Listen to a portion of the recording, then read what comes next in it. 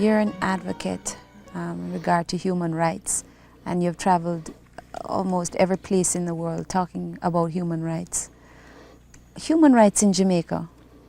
Human rights in Jamaica in the sense of the right to participate in politics, to vote, superb. None better in the world. Human rights in terms of law, constitution, all that is correct. Human rights in terms of people who speak out for it without repression, superb. So from all those points of view, all those criteria, we pass the test with flying colors.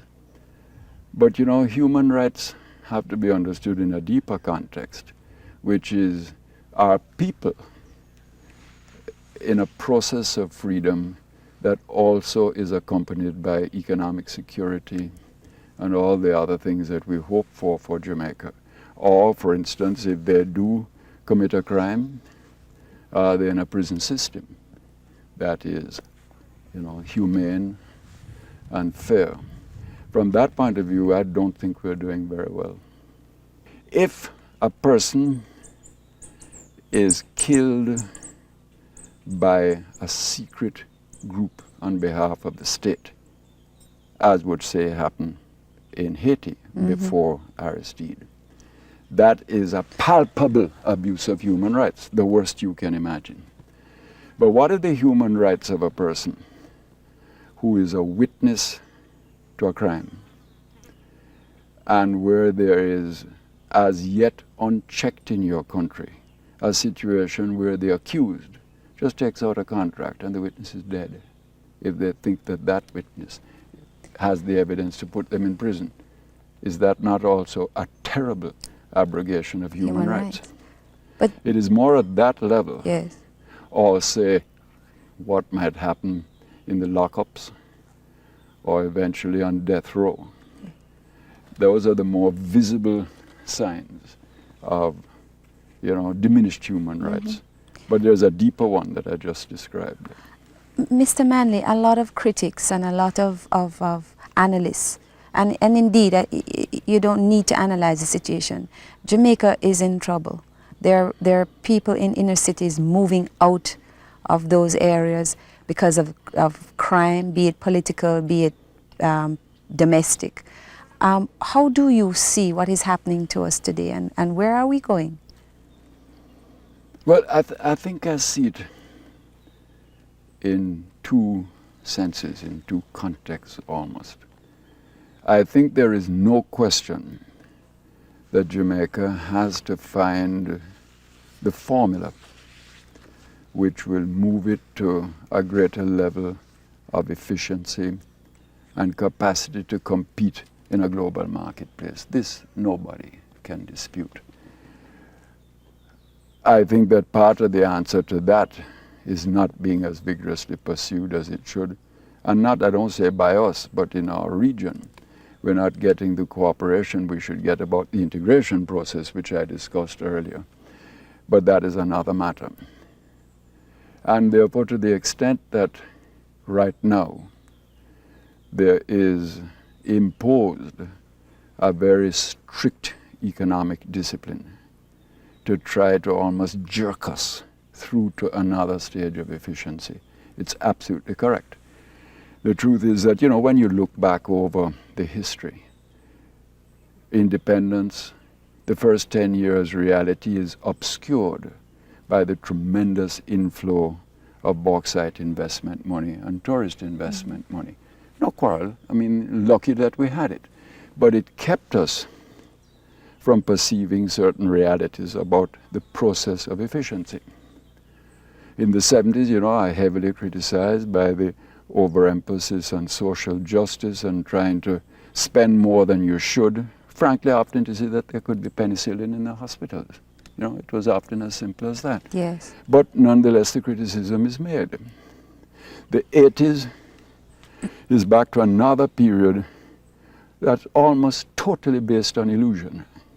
All the passage of IMF tests in the 80s, because every time we were short on an IMF test, we either borrowed or sold something. And so for whole 80s, a propaganda machine says, look how well you did.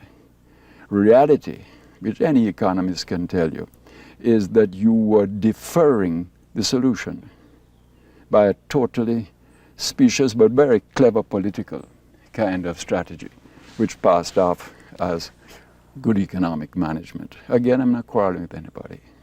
Everybody's making mistakes down the road, learning curve. Now you come to the 90s.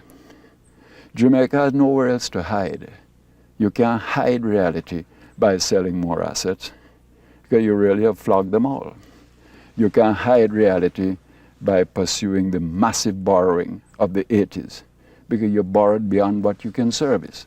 And you have to face it, you can't do more to help socially than you can pay for at any given moment. That's right. And you don't have any huge new industry to exploit like oil or bauxite. So all those things that obscured reality are finished. But you have to get through a period of discipline.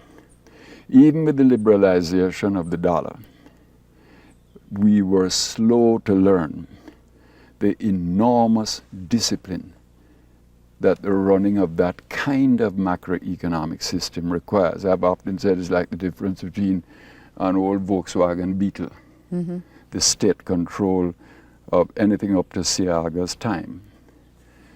And that when you did the liberalization, it's like you move into a Formula One racing car.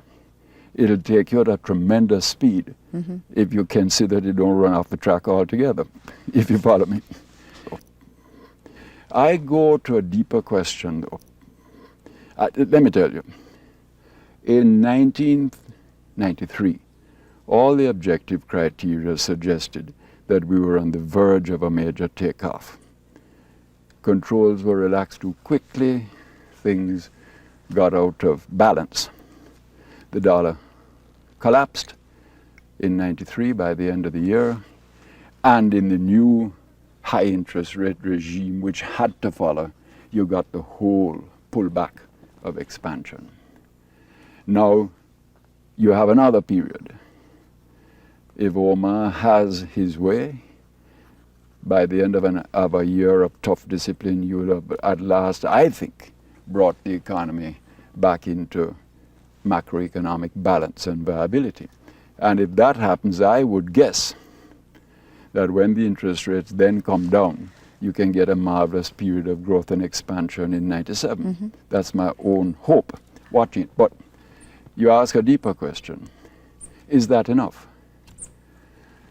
I don't think it's enough here or anywhere. I think you more have to look at the question, if you get it all in balance, how do you get back to a sense of strategic direction in which people can believe, in which they can invest their hopes, etc.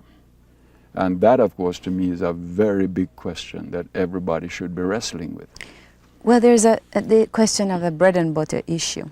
Question is, the reality is, presently, 500 people are going to be laid off in terms of the financial institutions. 75% of one major insurance company has already laid off. What happens? What is going to be the social fallout of all of this? Well, this is not what is it going to be. What is it already? You know, this has been happening in other areas from before. Yes. And obviously, layoffs that affect what we call the working classes are a reality. Layoffs that affect what we call the middle classes are the same reality. And nobody's pretending it's not a tough period. But I don't think you can get through this period without the social fallout. The real question is, what is your capacity to help by retraining people to fit into new opportunities that open up? And in a deeper sense, is there some path for social engineering that reignites faith and hope?